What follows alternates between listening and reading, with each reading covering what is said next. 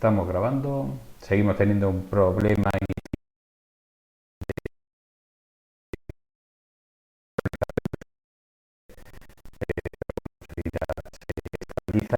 y podemos empezar ya con lo que nos toca hoy, que es la interpretación de diagramas entidad-relación. ¿Vale? Entonces, nosotros vamos a empezar a ver esta parte hasta lo que es la cardinalidad en las relaciones. Vamos a intentar llegar hasta ahí y luego ya veremos el diagrama, el modelo entidad-relación extendido y la normalización para la semana que viene. ¿De acuerdo? Entonces empezamos de inmediato con lo que son las fases del diseño. Digamos que nosotros hemos empezado a trabajar con las bases de datos entendiendo que vosotros tendríais mayor facilidad en extraer datos de una base de datos que ya está creada y que ya contiene datos, ¿vale?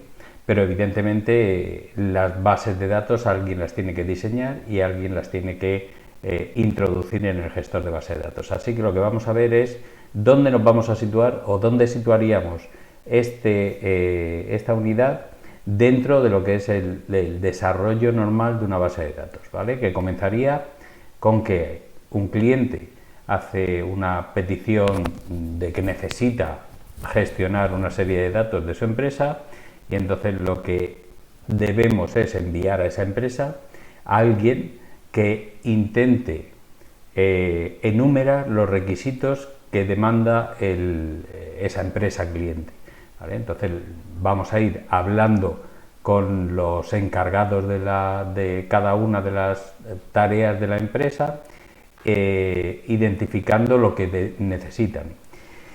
Y como normalmente el lenguaje natural que utilizamos con ese cliente no vamos a lograr descifrar todo lo que quiere, bien porque no conocemos nosotros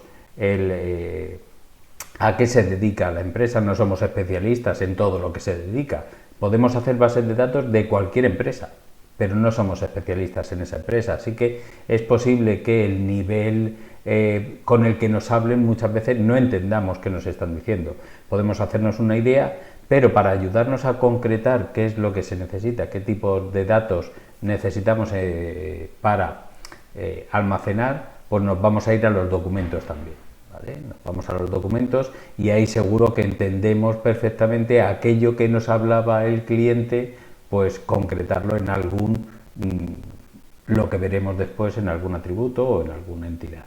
¿Vale? Entonces lo primero es, vale, nos acercamos a la empresa, hablamos y recogemos toda la información que podamos. Ese es el análisis de requisitos de usuario. Nos lo traemos entonces ya así a nuestra empresa y empezamos a hacer un diseño. El diseño en este momento es un diseño conceptual, ¿vale? Es decir, intentamos plasmar sin ningún tipo de ambigüedad qué es lo que hemos entendido de las necesidades de la empresa. Y para plasmarlo sin ambigüedad necesitamos algún tipo de modelo. Y es aquí donde vamos a meter el modelo entidad-relación. ¿Vale? Ya sabemos cuáles son los requisitos de la empresa, ahora empezamos a diseñar la base de datos. Y para eso utilizamos un modelo. El modelo más extendido para diseñar base de datos a nivel conceptual es el modelo entidad-relación, que de momento es independiente del sistema gestor de base de datos. Es decir, yo podría ese análisis, ese diseño ya conceptual, trasladarlo a diferentes sistemas gestores de base de datos. ¿Vale? ¿Cuál va a ser el resultado? Pues un dibujito. El resultado de ese diseño conceptual es un dibujo compuesto pues, de cuadrados o rectángulos, de rombos, de circulitos o óvalos y de líneas que conectan todo eso.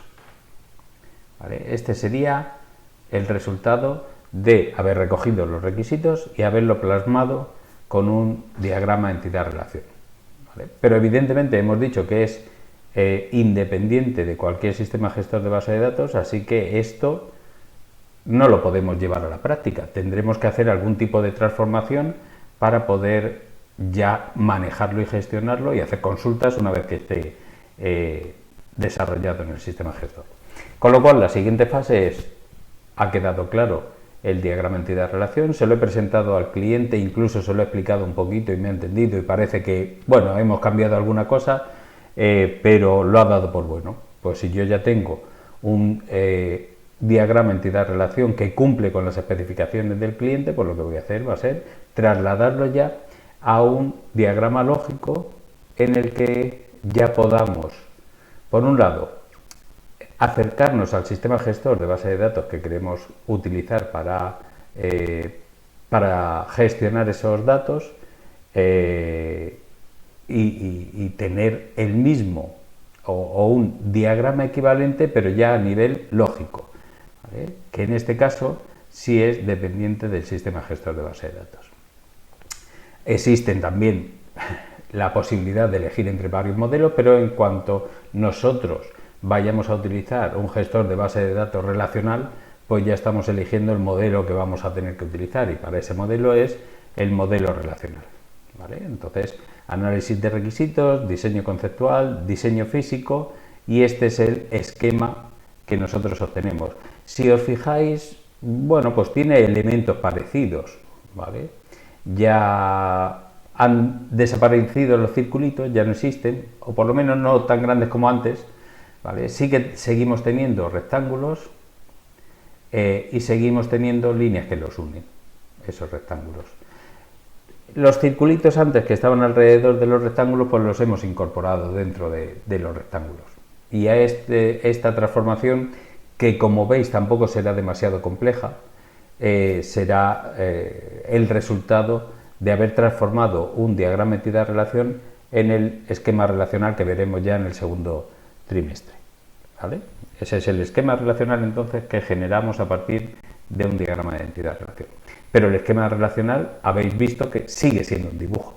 Eso hay que pasarlo a un gestor de base de datos concreto y hay que pasarlo ya físicamente para que las tablas estén creadas, para que admitan datos y se puedan almacenar y para eso necesitamos el diseño físico, que entre otras cosas tendremos que hacer más cosas para el diseño físico, incluso instalar, si no lo tenemos instalado, o instalarle al cliente el gestor de base de datos que va a necesitar, ¿vale? Pero lo que a nosotros nos interesa, que no somos administradores de base de datos, es trasladar ese esquema relacional a través de un subconjunto de sentencias del SQL, que es el DDL, el lenguaje de definición de datos, trasladarlo yo al gestor de base de datos, ¿vale? Y para eso utilizamos pues sentencias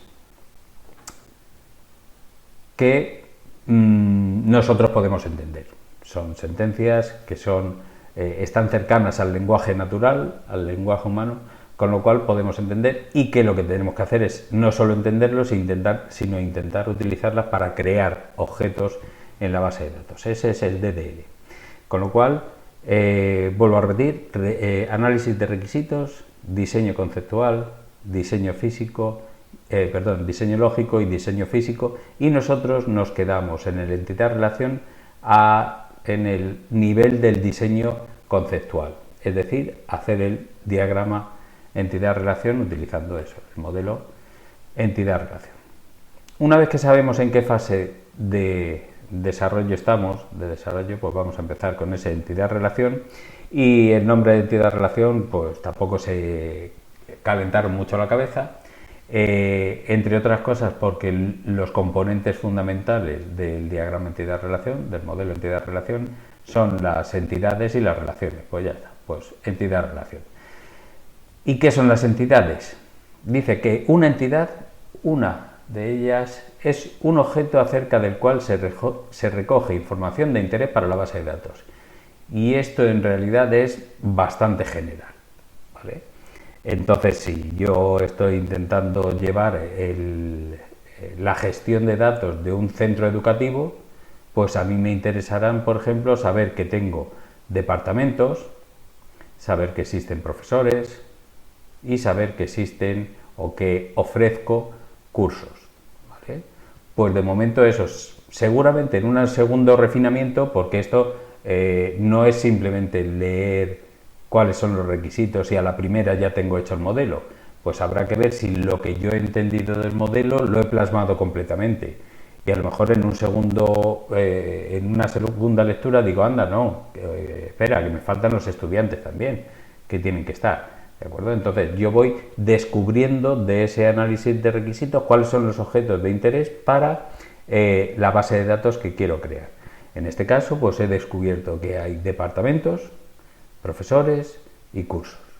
Entonces, cada departamento es una entidad, cada profesor es una entidad y cada curso que ofrezco es una entidad, ¿vale? Y así con todos los otros, el resto de objetos que faltarían aquí por descubrir. ¿Qué pasa? Que de todos los objetos que tengo, pues aunque todos son diferentes, es decir, no es lo mismo el departamento de informática que el de administración, ¿vale? Pero digamos que son todos del mismo tipo. Los dos son departamentos, entonces son dos entidades pero que pertenecen al mismo conjunto de entidades, ¿vale? Y así diferenciamos, pues eso, lo que es la entidad, algo concreto, algo que existe, del conjunto de entidades. Pero yo cuando diseño, en realidad lo que trato de encontrar son los conjuntos de entidades que se parecen y que agrupo, ¿vale? Entonces, aquí dentro, cuando yo hago la representación gráfica, lo que meto son todas las entidades que pertenecen al mismo conjunto, todas las entidades departamento. Evidentemente, cuando yo genere la base de datos física, ahí podrá haber 10 departamentos distintos.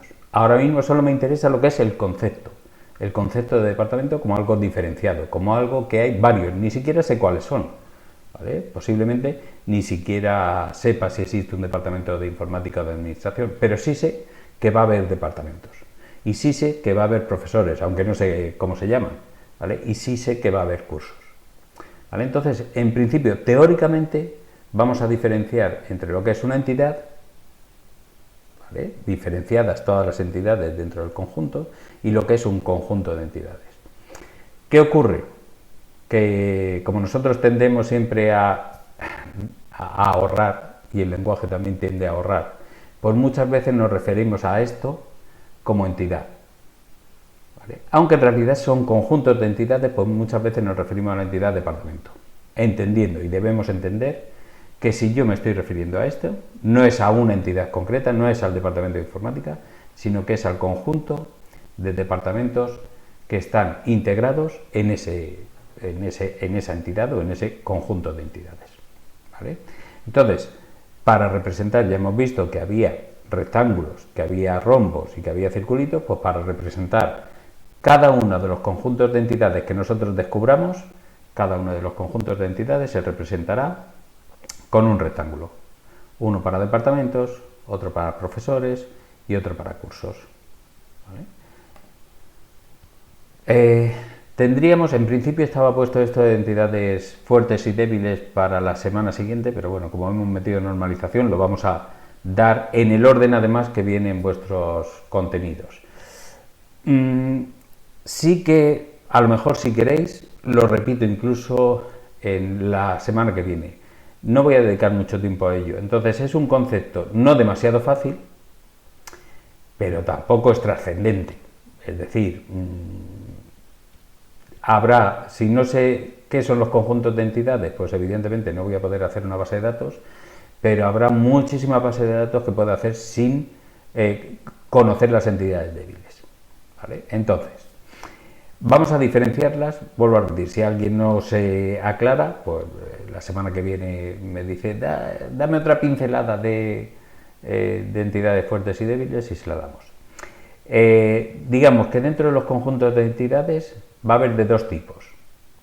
Va a haber entidades fuertes, que son la gran mayoría. Es decir, que tienen existencia por sí misma.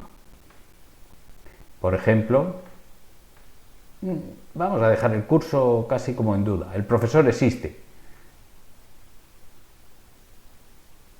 Bueno, sí, aquí vamos a intentar verlo también, ¿vale? Y si no, pues nos vamos al de edificio y aula.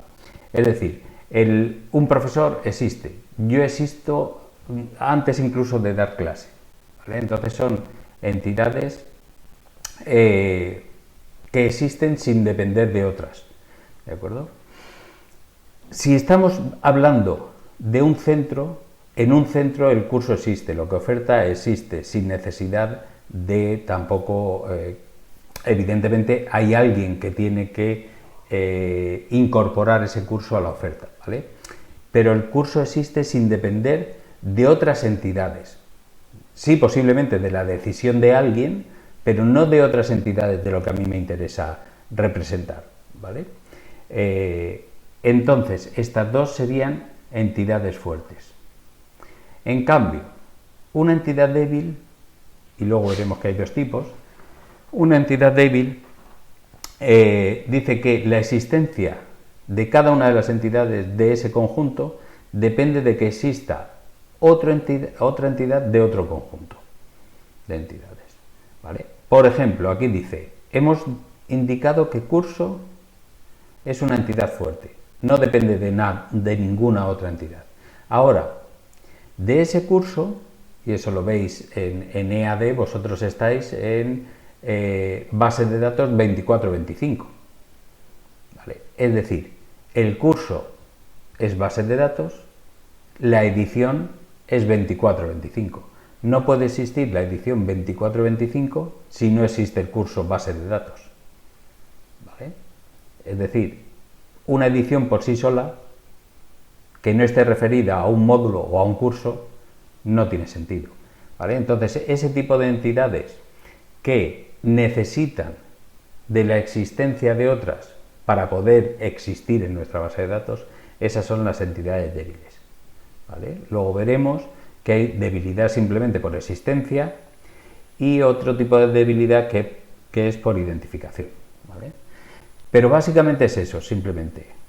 Si dice a Jose que sí que hay una de edificio y aula, evidentemente todo depende de dónde estemos, pero por ejemplo en un campus universitario nos interesará saber quién está en cada lugar, ¿vale? Y para eso yo tengo que tener en mi base de datos, saber qué edificios hay y dentro de cada uno de los edificios qué aulas hay en ese edificio, ¿vale? Entonces, evidentemente, el aula no puede existir si yo no tengo dado de alta en mi base de datos el edificio. Aquí es un poquito difícil porque muchas veces tendéis a ver la realidad como equivalente a lo que existe en mi base de datos, ¿vale? En una base de datos nosotros evidentemente nos basamos en la realidad, pero no podemos representarla toda. Luego, lo que tenemos que intentar entender es qué va a estar almacenado en mi base de datos. Porque sería posible tener un conjunto de aulas, solo las aulas. A lo mejor no me interesa el edificio. Y las aulas están nombradas como E1 del edificio 1 A32. Y ese es el edificio, el aula 32 del edificio 1. Pero son aulas. Y solo tengo las aulas. No estaría representado en ese diagrama de entidad-relación el concepto de edificio como algo diferenciado, como algo de lo que hay que saber cuántas plantas tiene. No me interesa cuántas plantas tiene. Me interesa saber las aulas que hay, cuántas aulas tengo y quién está ahí.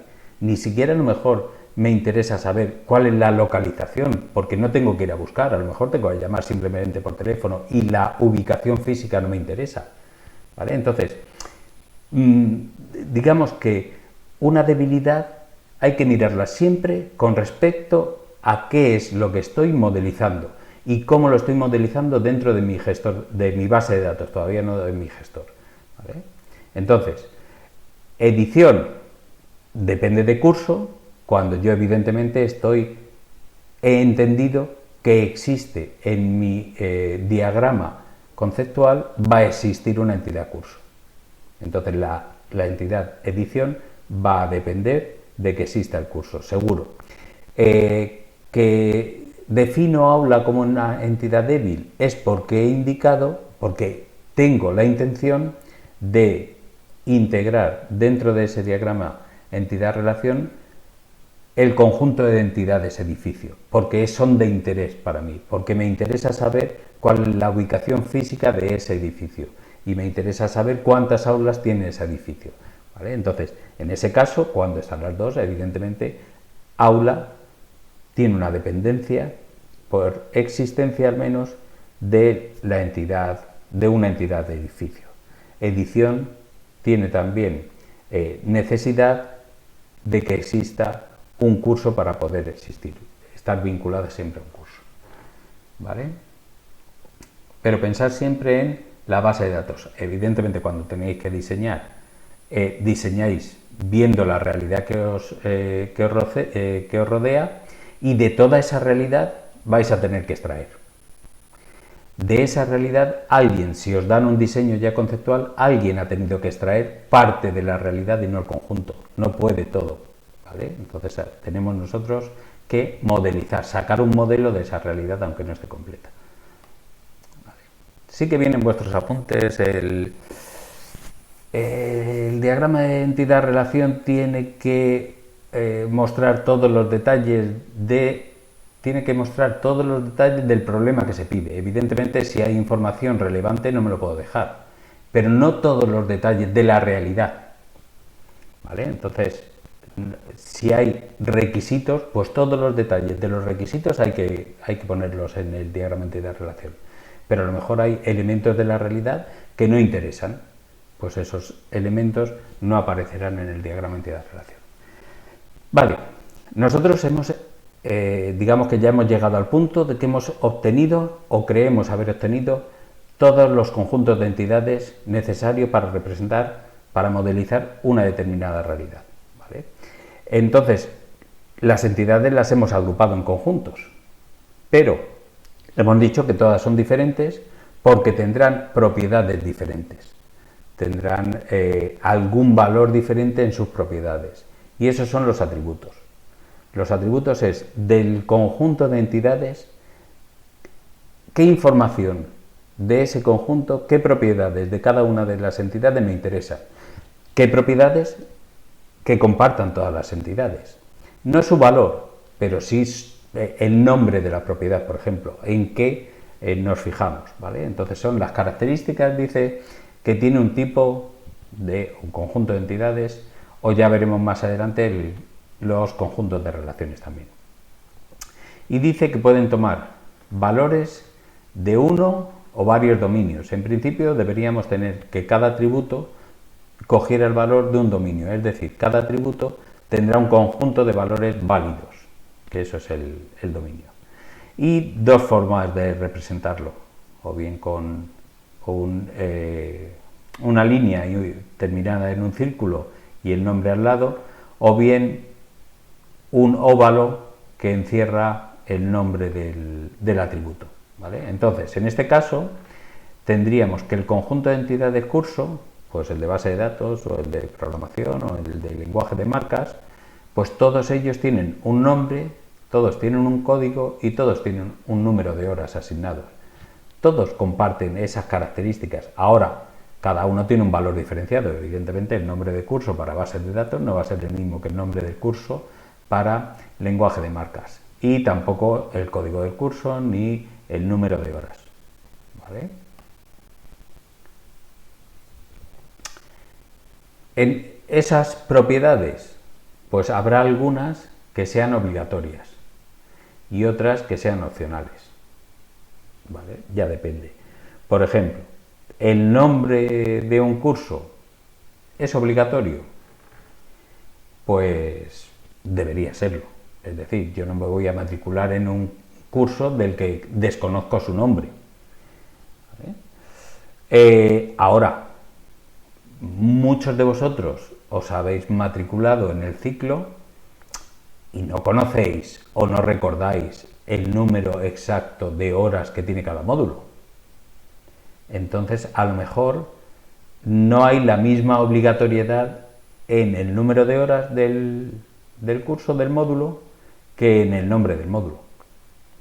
¿De acuerdo? Entonces, evidentemente, el que un atributo exista es porque nos interesa su valor, pero hay veces que podemos esperar a conocer su valor. ¿Vale? Esa es la opcionalidad. Seguramente casi todos los atributos al final tendrán un valor, pero a lo mejor no en un momento dado. En un momento dado lo desconozco y la base de datos podrá seguir funcionando bien. Yo podré matricular a los alumnos, a los estudiantes, los podré matricular en un curso sin informar de las horas exactas que van a tener el curso, por ejemplo, o sin informar los días en los que se va a impartir. ¿Vale? Esos serían atributos que no son obligatorios, cuyo valor no es obligatorio, ¿vale? Aunque sí son de interés. Y que a lo mejor, pues luego diré, pues bases de datos van a ser los jueves. Lo puedo poner a posteriori, no tiene por qué estar en el momento de la matrícula. ¿Vale? Entonces esos son opcionales. Y luego tenemos atributos simples o bien atómicos, que también luego ya saldrá más adelante también lo de la palabra atómico para indicar otra cosa. Simples o compuestos. Pues un atributo simple es aquel que no está compuesto de otros atributos más pequeños. ¿Vale? Fijaos, aquí os dice, por ejemplo, la fecha de nacimiento. En realidad puede ser un día, un mes o un año. Hay otro que también es más común, porque lo habréis visto de las dos formas. Bueno, la fecha también la habéis visto de las dos formas, que os han pedido en casillas diferentes el año, el mes y el día, y otros formularios a lo mejor donde os pide la fecha de nacimiento toda junta. O bien el domicilio, es habitual. El domicilio hay quien lo solicita todo de una vez, ¿vale? Y hay quien solicita calle o vía, ¿vale? El número y luego localidad, provincia, código postal, ¿de acuerdo? Entonces hay atributos que yo puedo dividirlos en atributos más simples. Entonces ese sería un atributo compuesto. Y conviene en principio que si los atributos simples al final van a formar parte de un solo atributo, que se indique, ¿vale? Que van a formar parte de un atributo o que tienen por lo menos que están relacionados, ¿vale? El día, el mes, el año están relacionados porque entre los tres forman la fecha de nacimiento. Si yo no pongo alguno de los tres, no tengo la fecha de nacimiento, ¿vale? Y luego tenemos atributos monovaluados o multivaluados. Dice que monovaluados es el que solo puede tener un único valor para cada ocurrencia de la entidad, de una entidad, evidentemente. Y, por ejemplo, el DNI. Es decir, si yo tengo ahí el conjunto de entidades profesores, pues para la misma entidad, para el mismo profesor, no es posible que asocie dos DNIs. Si pudiera, algo estaría haciendo mal, ¿vale? Entonces, hay atributos que solo pueden tener un valor. En cambio, pues si yo me quiero poner en contacto con ese profesor por distintas vías, pues a lo mejor me interesa tener más de un teléfono suyo, si es que tiene más de el móvil es fijo, ¿vale? Entonces, si yo he registrado como atributo teléfono, pues a lo mejor me interesa indicar que ahí en teléfono podría tener más de un valor. Podría tener el fijo y podría tener el móvil, ¿vale? Entonces, en el atributo teléfono, pues, si puede haber más de un valor, es que es multivaluado, ¿vale? O el email. Vosotros, por ejemplo, cuando en Mirador os aparecerá, a mí por lo menos me aparece en la página de profesores que vosotros tenéis dos emails.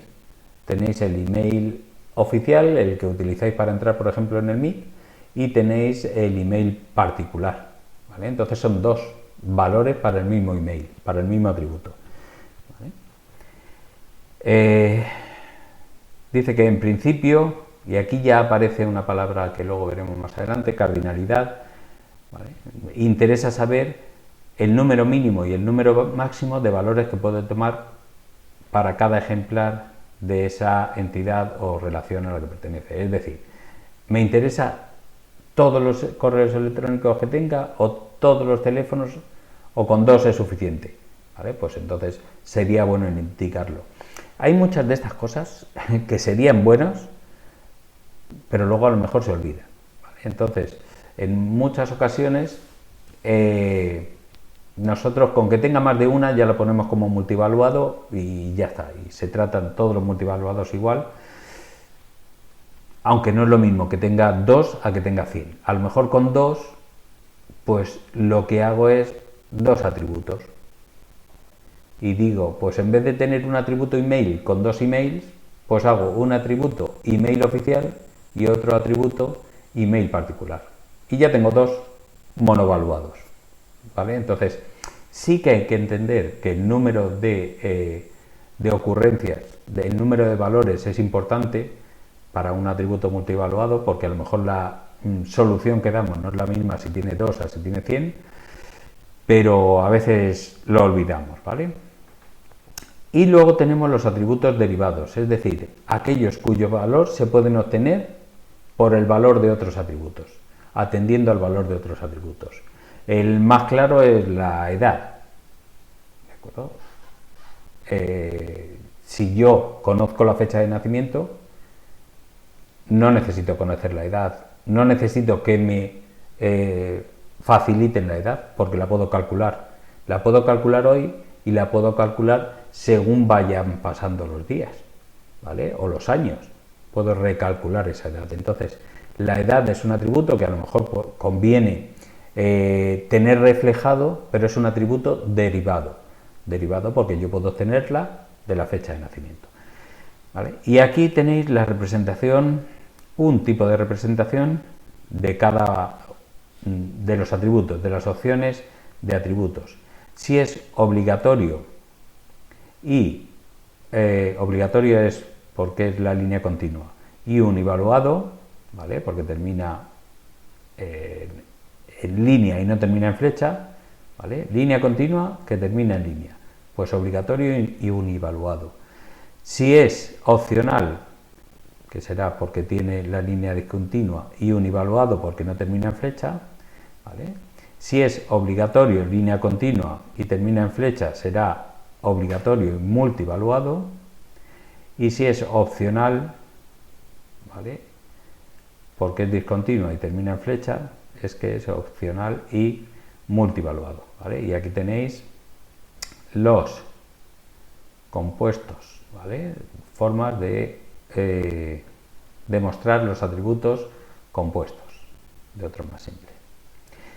Bien, de entre todos los atributos hay unos más importantes que otros. Evidentemente ya hemos dicho que a lo mejor un atributo obligatorio puede ser algo más importante que uno opcional, pero de entre todos los que hay, y sobre todo de entre todos los obligatorios, hay unos más importantes porque son las claves, ¿vale? Y dice que cada entidad debe tener un identificador.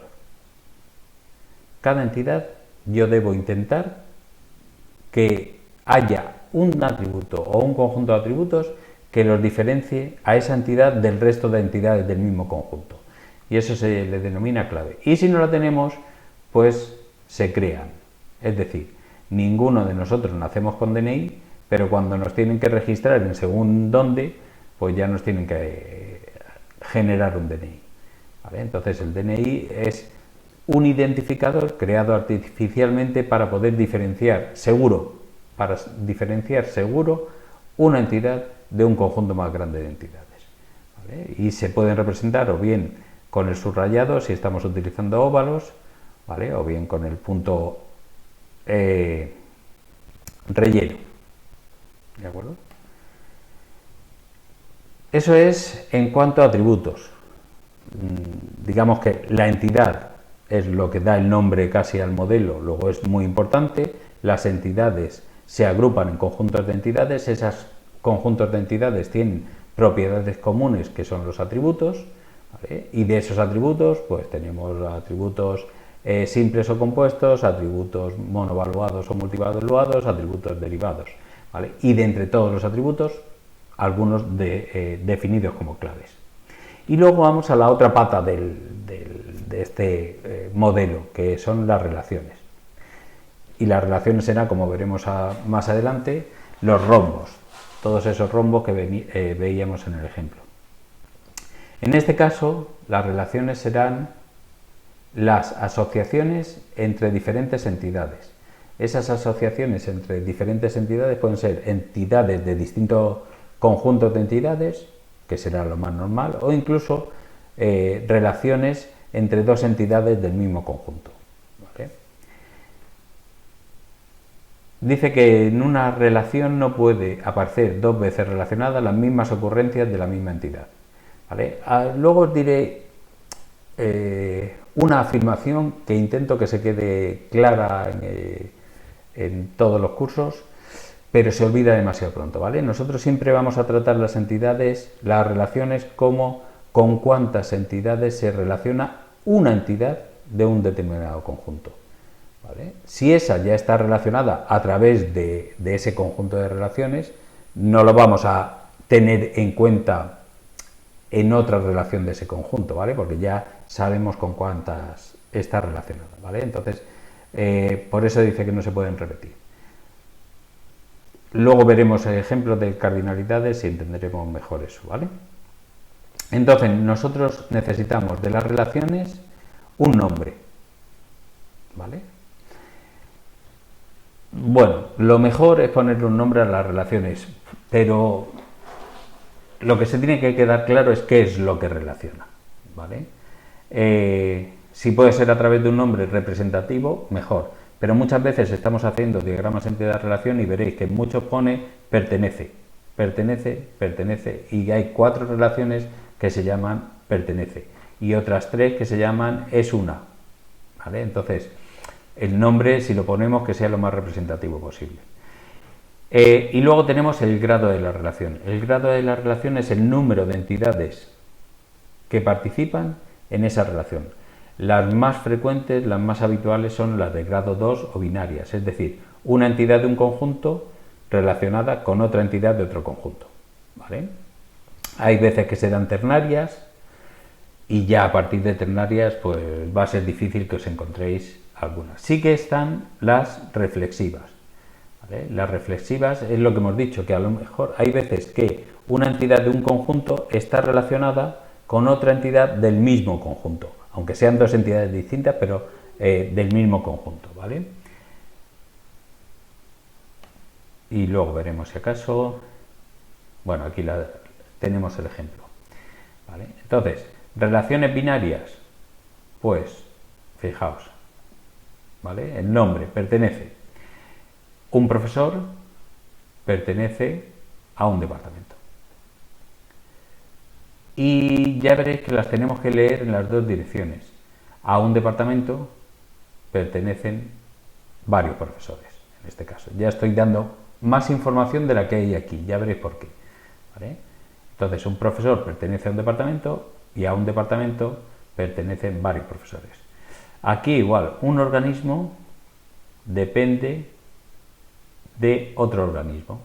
Por ejemplo, el centro, el Carlos III, depende de la Consejería de Educación, que es otro organismo. La Consejería de Educación depende del gobierno autonómico y el gobierno autonómico depende del gobierno central, ¿vale? Y así se van creando jerarquías, pero son relaciones entre entidades del mismo conjunto, ¿vale? Y esta de grado, en este es de grado 3, una ternaria, donde un profesor imparte un módulo en un determinado aula, ¿vale? Y luego habría que ver, en una aula, un determinado módulo lo imparte un profesor. O en un aula, un profesor puede impartir varios módulos. Esas serían las informaciones que podríamos obtener de esos diagramas, ¿vale? Y llegamos a la correspondencia y a la cardinalidad, que en realidad son dos formas con más o menos detalle de ver cuántas entidades están relacionadas en cada una de las relaciones, de los conjuntos de relaciones. Y dice que la correspondencia es el número máximo de ejemplares de un tipo de entidad que puede estar asociados en una determinada relación con un conjunto de otros tipos. Y existen esas posibilidades. 1,1, 1n o nm, ¿vale? Entonces, nosotros tendríamos que decidir entre departamento y profesor si esto es una relación 1-1, 1N o NM. Y hay que decidirlo y hay que indicarlo. Yo ya he dicho antes por dónde iban los tiros, ¿vale? Y ahora, si queréis, ponéis pegas, ¿vale? Porque lo que yo elija, el tipo de correspondencia que yo elija puede determinar cómo se comporta el gestor de base de datos ante ciertas circunstancias. Fijaos, vamos a empezar por el departamento, que ese está más claro. Hay que empezar siempre contando uno de aquí con cuántos del otro conjunto de entidades, ¿vale? Entonces, un departamento. A un departamento determinado, ¿cuántos profesores pueden pertenecer? Y por poco que sepáis, venga, yo sé ya, se ha atrevido, ¿vale? Entonces sería, a un departamento pertenecen varios profesores. Pero eso indicaría una N, no el 1, 2 puntos, eso indicaría la N solo, de lo que nos ha dicho Josep. Si tenéis el chat abierto, ¿vale? Esto incorporaría una N por aquí. Vamos a ver si el otro lado es 1. Un profesor, ¿a cuántos departamentos puede pertenecer? Si entiendo la opción que ha compartido Josep, es un profesor pertenece a un solo departamento. En cambio, Julia ya no está. No hay una solución correcta y una incorrecta, ¿vale? Imaginaos que vamos a 3 centros distintos y yo, evidentemente, cuando tengo que poner la correspondencia, tengo que tenerlo clarísimo. Con lo cual, si no lo tengo claro en ese momento, levanto el teléfono y digo, oye, ¿puede en tu centro haber un profesor asociado a más de un departamento? Y en función de lo que me conteste, pues eso le pongo, ¿vale? Porque es importante. En primera instancia, parece que un profesor solo puede pertenecer a un departamento. Y seguro que en el 90% de los casos, digo, me quedo escaso, en el 95% de los casos así es, ¿vale? Es así, en la realidad que yo conozco, en el 95% de los casos es así. Ahora, existe un 5% donde el profesor pertenece a 2 departamentos, ¿vale? Un 5% o un 2%. Si legalmente esa posibilidad se puede dar, yo la tengo que recoger.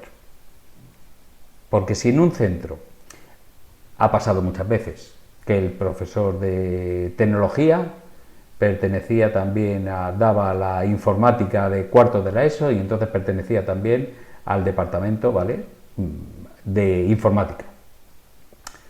Si eso es así y la realidad me lo permite, yo tengo que permitirlo, aunque sea escaso, ¿vale? Entonces aquí sería una relación NM, si yo tengo que incorporar esa posibilidad a mi diagrama, ¿vale? Porque si no lo incorporo, eso es una restricción fuerte y no voy a poder reflejar.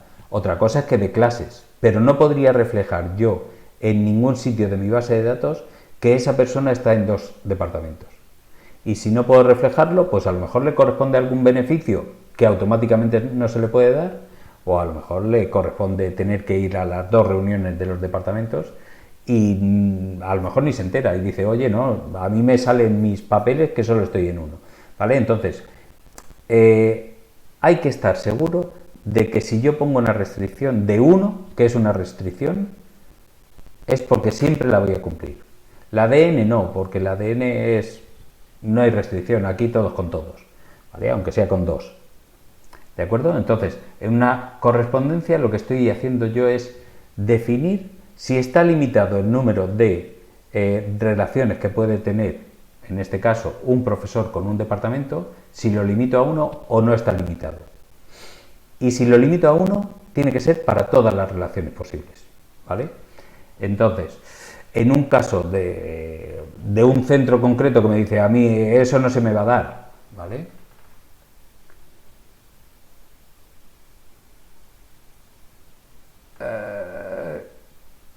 se puede dar, ¿vale? Yo conozco también, una cosa es que pertenezca a un departamento y sea del equipo directivo, que si lo tomamos como departamento, son cosas, ¿vale?, que hay que aclarar con el cliente en este caso. Si el cliente es un centro y el cliente del centro me dice, en mi centro eso no se puede dar, yo le pongo un 1 y ya está. Si en algún momento me dice, oye, que ha llegado un profesor que sí, lo tengo que meter en 2 departamentos, tú me dijiste que no, ¿vale? Entonces, lo que sí debéis entender en este momento son 2 cosas. Por un lado, si le pongo un 1, estoy haciendo una restricción. Estoy impidiendo que un profesor pertenezca a más de un departamento. Es una restricción. Y esa restricción, pues habitualmente se cumplirá y ya está, y no pasa nada. Hay que poner las restricciones siempre y cuando sea consciente de qué es eso. Y por otro lado, importante, siempre tenéis que entender que hay que empezar por un departamento con cuántos profesores está relacionado. O un profesor con cuántos departamentos está relacionado. ¿Vale? Gran fallo, que en vez de empezar por un departamento con cuántos profesores, ¿vale?, ahí no pasa nada, pero si yo en vez de empezar un profesor con cuántos departamentos, inicio la frase varios profesores con cuántos departamentos, evidentemente eso nunca va a tener la restricción 1. Y ese es un gran fallo que se comete a menudo, ¿vale? Es sencillo si os acordáis. Siempre empiezo por uno de aquí con cuántos del otro lado. Un profesor con cuántos departamentos puede estar relacionado. Y ya respondo, lo que responda es lo que pongo aquí. Si respondo que un profesor solo puede estar con un departamento, le pongo el 1. Si respondo que un profesor puede estar relacionado con varios departamentos, le pongo la N. Pero si empiezo con varios profesores, ¿con cuántos departamentos pueden estar relacionados los profesores? Pues si digo los profesores, ya está, los profesores con N, porque va a haber un montón de profesores y van a estar relacionados con un montón, ¿vale? Entonces eso no es la correspondencia. La correspondencia siempre empieza con 1. 1 de aquí con cuántos de allí, ¿vale? Y luego la cardinalidad. La cardinalidad es que en vez de la relación, yo lo pongo en los extremos de las entidades, ¿vale? Porque me interesa no solo el máximo, sino también el mínimo, ¿vale? Si esa relación de una entidad con alguna del otro conjunto es opcional o no es opcional. Si una entidad siempre tiene que estar relacionada con una del otro conjunto, es que no es opcional, no podrá aparecer aquí con un 0, ¿vale? Y luego la cardinalidad máxima ya sí puede ser n o 1, ¿vale? Y ahí tenemos distintas. Fijaos que las entidades son las mismas, pero en cambio con distintas correspondencias, que posiblemente sea válido para distintos centros, ¿vale? En un centro a lo mejor un profesor imparte solo un curso y el curso es impartido siempre por el mismo profesor, un curso siempre es impartido por un profesor. Habrá otro centro donde el mismo profesor puede impartir varios cursos, pero cada curso solo sea impartido por un profesor. O alguno más general, la M y la N es lo mismo, pero en vez de poner NN, que parece que al que lo empezó le sonaba mal, pues es NN, ¿vale? Entonces es muchos y este también es muchos. Un profesor, varios cursos, un curso con varios profesores, siempre uno, ¿vale? Uno de uno. ¿Qué pasa? Que nosotros podemos extender más, ¿vale? Aquí la decisión ha sido la misma que la que ha tomado José, es decir, a un departamento pueden pertenecer varios profesores, pero un profesor solo puede pertenecer a un departamento. Pero hay más, eso es la correspondencia. Aquí se dicen más cosas, aquí se dice, un profesor tiene que pertenecer a un departamento, que es casi tanto como decir que el profesor, lo que pasa es que esto es un ejemplo, no lo toméis como que es la realidad. Un profesor necesita de la existencia de un departamento y estar asociado a él para poder existir, ¿vale? Es casi como la debilidad, esa cardinalidad mínima es que un profesor tiene que estar asociado a un departamento para poder estar en la base de datos. Si no existe el departamento asociado, no doy de alta al profesor, ¿vale? Eso es que es obligatoria que el profesor esté asociado a un departamento. En cambio, yo empiezo a dar de alta en mi base de datos a los departamentos, los tengo a todos metidos y esos departamentos no tienen por qué estar asociados a ningún profesor. Luego voy matriculando a profesores, voy dándolos de alta a los profesores, los voy asociando y evidentemente, según esto, en un departamento, al cabo del tiempo, ese departamento estará asociado a varios profesores, ¿vale? Pero inicialmente no es necesario que un departamento, para que esté metido en la base de datos, no es necesario que ese departamento esté asociado a ningún profesor. ¿De acuerdo? Eso es la obligatoriedad o no. Hemos dicho que había atributos en las entidades, pero también puede haber atributos en las relaciones.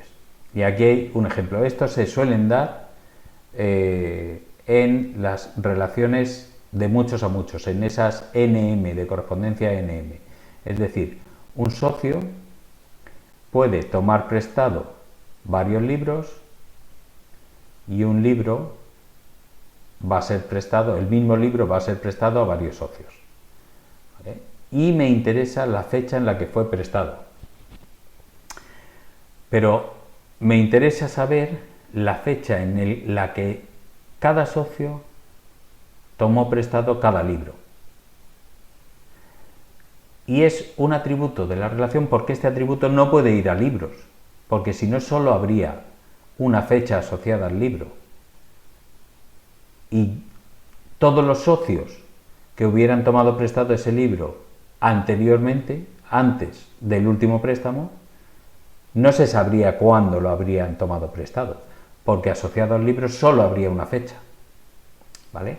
Y no vale que alguien me diga, pero es que puede ser multivaluado, porque aunque yo lo pusiera aquí multivaluado, perdería la conexión con el socio.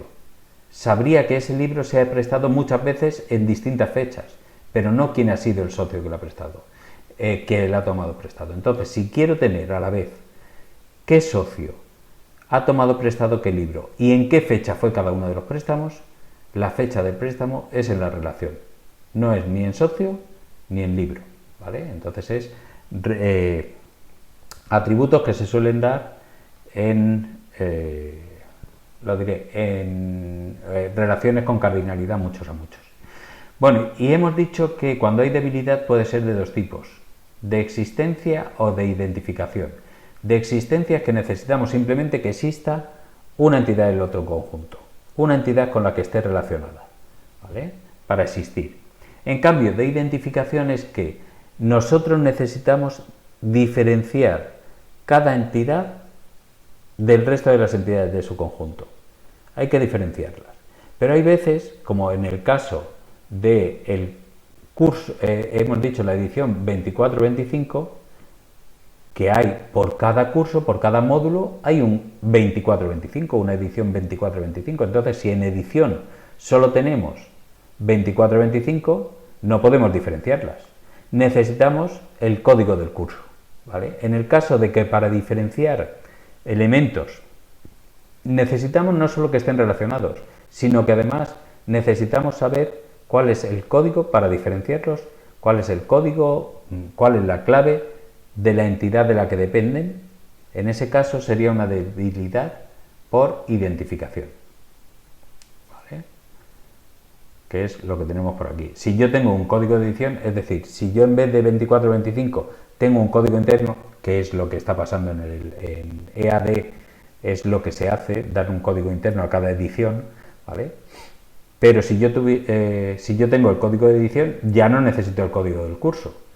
Está perfectamente identificada cada una de las ediciones. Pero si solo tengo 24-25, no diferencio del resto del conjunto, ¿vale? Entonces esas son las debilidades por existencia y por identificación. Y con esto llegamos a la hora y ya teníamos previsto que la entidad de relación extendido sería para la tutoría siguiente. Así que si tenéis alguna duda antes de cambiar de módulo.